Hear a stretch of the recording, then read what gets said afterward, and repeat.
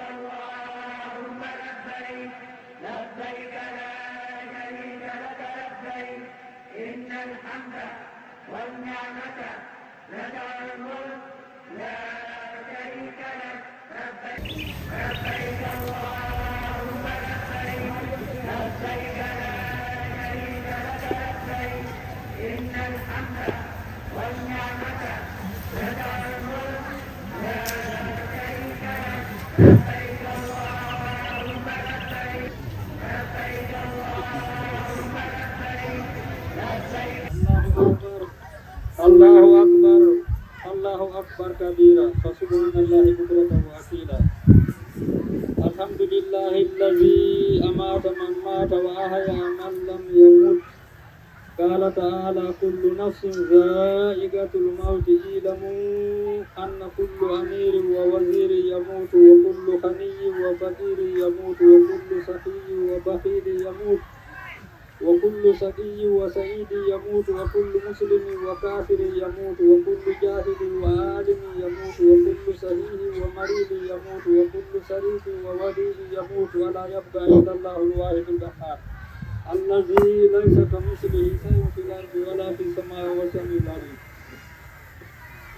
yetti Allah sëriñ bi nee na ñu ngi sant borom bi subhanahu wa taala yimɓe kiikiiɗe ci suba ak ci ngoon ko kanko woni waruɗo on mayɗo moom mooy ki nga xam ne moo faat képp ku faat ko kanko wurni kala on mo hoddiri o wuuru moo dundal tamit képp ku yàlla dogal na dina dund e Allah kanko bajjitiniiɗo o hoddiri kala fittaandu maaye mu ne borom bi dogal na bépp bakkan dina mos dee kala neɗɗo ka wonno e plaasiji towɗi o maaye e nit ki tamit képp ku munene kaw kawe ci ay place dinga musa dee kala galo e miskino o maaye lépp loo munoon a am alal ak lépp loo munoon a ndool dinga musa dee kala mo anndanɗaa hoore maaɗo ko dokko e wudduɗo fof maaye képp koo xam ne aji am nga te dangay joxe ak ki nga xam ne di joxe ñoom dinañ mos dee wo kullu sadiyi wa sahidi yamuudu maleteeɗo e maftiseteeɗo fof koko maaye képp ku texe ak képp ku aji texe tamit dina musa dee wo kullu jahili wa alimi yamuutu képp borom xam-xam ak ku amul xam-xam ñépp dinañ mos dee wo kullu sahihi wa marili yamuutu selluɗo e ñawsuɗo maayay aji mu wér tamit képp koo xam ne yaa ngi wér ak ku musa feebar ñépp dinañ mos dee wa kullu sarifi wa wadihi yamuutu tujiiɗo daraja e dowɗo daraja fof maayay ku tedda ci ay daraja walla sikku suufe si ay dara dina mos dee heddutaa ko sina gooto bajjo sina dara du des si kaw suuf lu dul borom bi subhanahu wa taala ko kanko woni nanoowo ko kanko woni annduɗo moom mooy aji déggam lépp lu ñu wax moom moo koy dégg te moom moo nekk ku xam kono e dow haqiiqa ko ɗaɓɓete en faamondir tan e ndeeɗooɗen mayde e ɗan ɗooɗen ngurda mu ne lépp lu ñuy mun a jàng ci mbiri jàngate mbiri dee bi fii si xam-xam liñ si mun a jël ye ko yo e yanane wondema anna jamiul anbiya'i wa rusulu denndaangal annabaaɓe e nelaaɓe mu ne ñun ñëpp ñu am yakin mboolem yonent yàlla yi ak nabi yàlla yi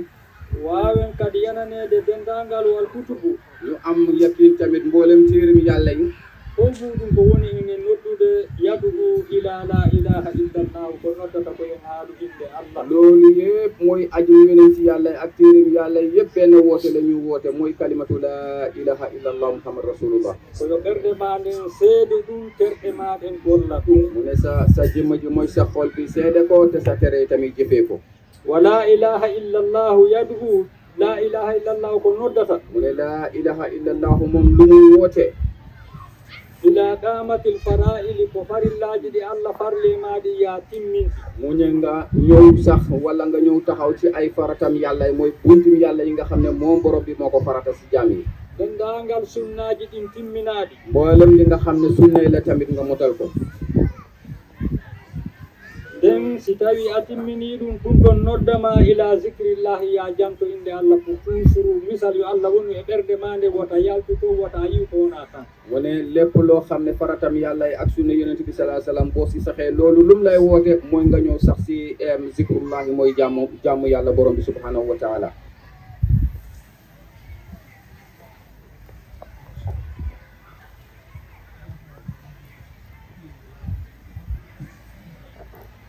Allahu akbar, Allahu akbar, Allahu akbar, Allah ko mawɗo, Allah ko mawɗo. ay Allahu akbar ay yalla aji magala yalla aji magala yalla aji magala kono Allah ko mawɗo ko ga e kala hunde nde haqqil maɗa wawi yahude e muɗum e gandal maɗa ko wawi yahude e muɗum ko miijo ma wawi yahude e muɗum ko yitere ma wawi yahude e muɗum oya taskor ɗum ɗon nden ɗon hunde wawa yiɗude Allah.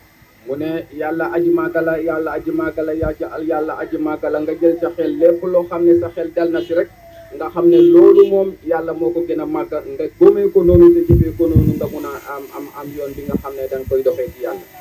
wa subhanallahi bukratan wa asilan ko Allah woni seniiɗo kadi ko kanko kadi woni mo andanɗa hoore maɗa towuɗo ga e kala ko hakkil ma e gandal ma e miijo ma wawma hollude andu ko kanko ɓuri senade ɗum. mu ne wa subhanallahi mooy santam ñeel na yàlla mooy sellal ñeel na yàlla loolu lum lay jàngal mooy nga xam ne lépp loo mun a na xelaat te lu sell ak lu set nga xam ne borom bi subhanahu wa taala moo ko gën a kawe te moo ko gën a sell.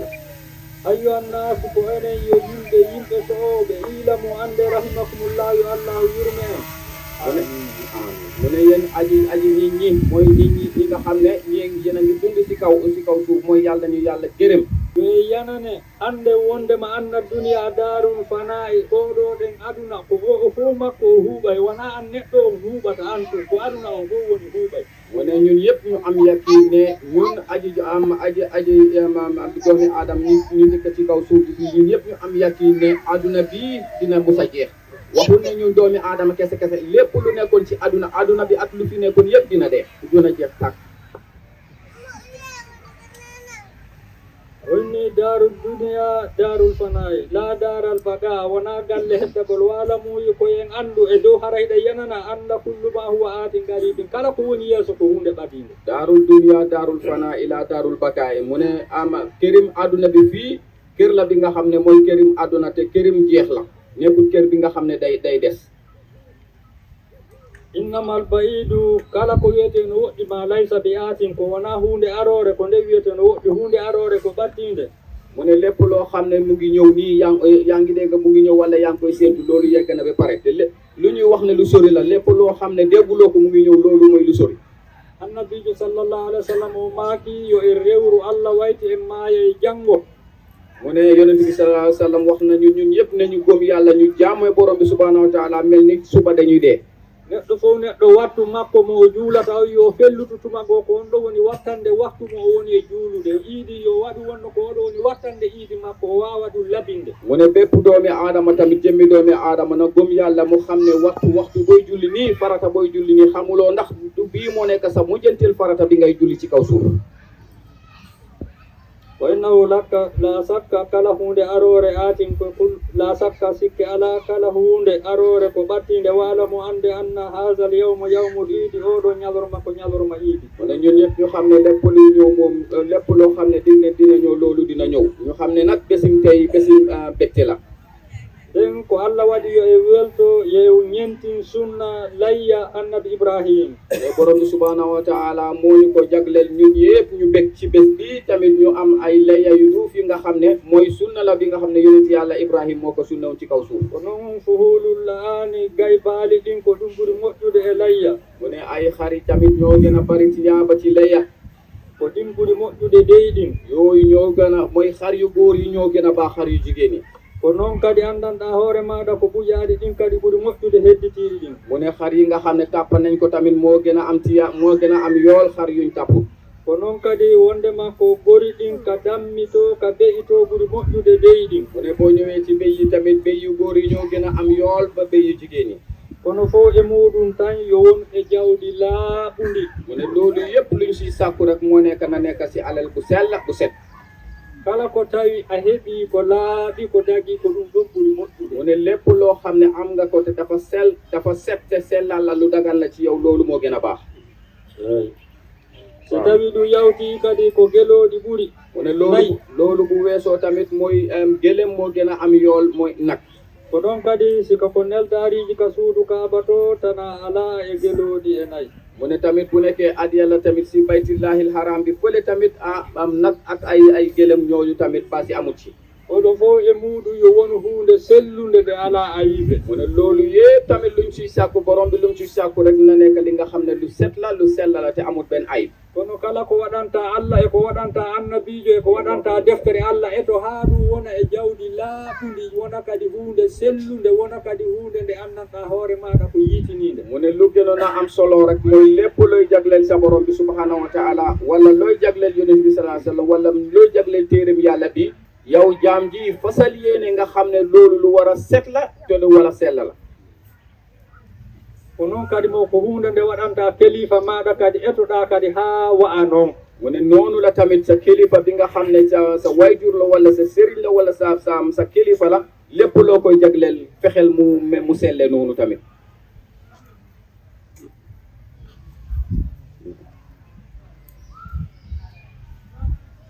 no jeeya e hunde yurmude. mu ne bari na ci jëf yi nga xam ne dafa doy waar wala lu yërëm la. fewtina Allah ko wiisi ko seniɗo e muɗum. mu ne nga jagleel borom bi li nga xam ne loolu moom dafa ne moom dafa sella daf ci sella. walla fewtina annabijo ko anndanɗa hoore maɗa kanko ko harminnoɗo ɗum. mu ne nga jël li nga xam ne lu araam la yonent bi araamaloon la wala lu mu sib la nga jël ko nga jagleel ko yonent bi sallallahu alayhi wa sallam. walla fewtina deftere Allah nden ko anndanɗa hoore maɗa ɗum ɗon ɗen deftere nden e jeyɗo deftere nden koko ɓedirtini. mu ne walla nga jël téereem yàlla bi nga teg ko sa kanam nga jagleel téereem yàlla li nga xam ne téereem yàlla bi si boppam daf koo tere wala boromi téereem yàlla bi mooy suñu borom subhanahu wa taala daf koo tere yow nga ne loolu ngay jël nga jagleel ko téereem yàlla bi. walla fewtina anndanɗa hoore ma karanko ma jinnaɗo maɗa ko anndannoɗa hoore ma kanko koko dogayno. walla nga jël sa say wayjur wala sa sëriñ nga jagleel leen li nga xam ne loolu moom ñoom seen bopp bëgguñ koo déggal lu ñuy daw la. ɗum noon e gurdam on tigi e mayde makko koko dogete. mu ne loolu nag moo ci yem muy ajim ñu ngi dund ci kaw suuf wala ñu ngi faatu loolu moom jaam bi dawal loolu.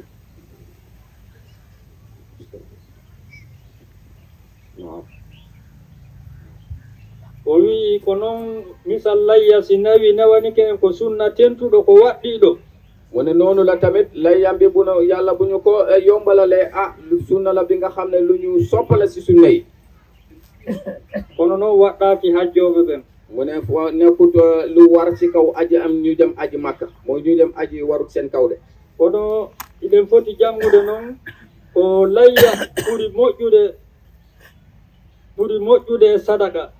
mu ne ñun yëpp ñu jànge ci tamit génne layya moom moo gën a am yool génne sarax. a wadde hadiya annabijo ɓuri a jonnude sadaka. mu ne nga jël adiya jagleel ko yonent bi sallallahu alayhi wasallam nga jox ko moom moo gën a am yool fuuf jël sarax joxe ko. a waɗande deftere Allah nden ɓuri a wiide ɗum ɗo mi waɗi ɗum sadaka. nga jël adiya bi nga xam ne nga jagleel ko téereem yàlla bi nga génnee ko moo gën a am yool fuuf ngay jël dara nga ne lii génn yéenee naa ko sarax. a ƴettude jawdi ndi waɗanandi kurkantoɗo qur'ana on ɓuri a wiide mi waɗi ɗum sadaka. mu ne nga jël tamit alal bi tamit nga jagleel ko ki nga xam ne moom mooy liggéeyal téere yàlla bi mooy jàngalekat yi ak jàngkat yi nga jagleel leen ko nga jox leen ko moo gën a am yool fuuf ngay jël dara nga ne lii seen yéene naa ko génne naa ko sarax. tawa noon hiɗa yi Allah hiɗa yi annabijo. mu ne loolu nag balaa nga koy def fekk yaa ngi gis jëmmi ca borom ca kanam ak yaa ngi gis jëmmi yonent bi sallallahu alayhi wa sallam.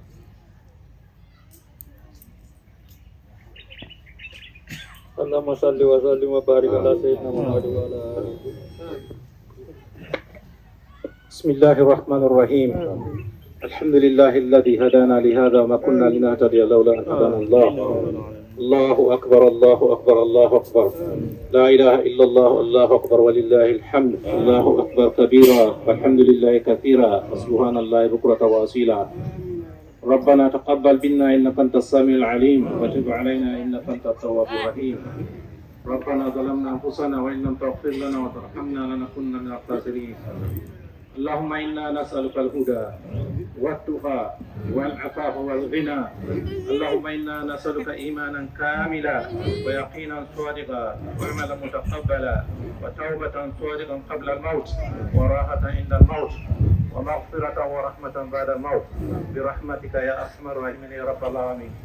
اللهم إنا نسألك من الخير كله عاجله وآجله ما علمنا منه وما لم نعلم ونعوذ بك من الشر كله عاجله وآجله ما علمنا منه وما لم نعلم برحمتك يا عزيز يا غفور يا رب العالمين ربنا هب لنا من أزواجنا وذرياتنا قرة أعين واجعلنا للمتقين إماما ربنا آتنا في الدنيا حسنة وفي الآخرة حسنة وقنا عذاب النار اللهم صل على محمد وعلى آل محمد كما صليت على إبراهيم وعلى آل إبراهيم إنك حميد مجيد اللهم بارك على محمد وعلى آل محمد كما باركت على إبراهيم إنك حميد مجيد ربنا آتنا في الدنيا حسنة وفي الآخرة حسنة وقنا عذاب النار اللهم صل وسلم على نبينا محمد وعلى آله وصحبه وسلم تسليما كثيرا سبحان ربك رب العزة عما يصفون وسلام على المرسلين والحمد لله رب العالمين عيد مبارك تقبل الله منا ومنكم صالح الأعمال وكل عام وأنتم بخير